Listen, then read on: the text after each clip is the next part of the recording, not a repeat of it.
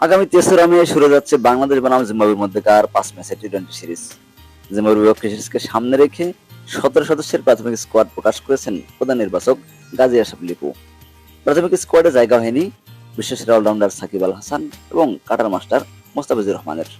তো ভিউয়ার্স, চলুন দেখে নেই বিসিবি ঘোষিত 17 সদস্যের প্রাথমিক স্কোয়াডটি। Number 1 Soumya Sarkar. Number 2 Liton Kumar Das.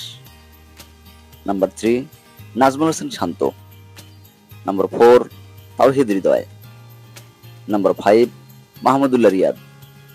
Number 6 Sheikh Mahedi Hasan. Number 7 Afif Hossain Dhruba. Number 8 Taskin Ahmed. Number 9 Shoriful Islam. Number 10 Hasan Mahmud. Number 11 Mohammad Saifuddin. Number 12 Tanzim Hasan Sakib. Number 13 Tanzid Hasan Tamim. Number 14 Jaker Ali ওয়ানি। নাম্বার 15 রিশাদ হোসেন।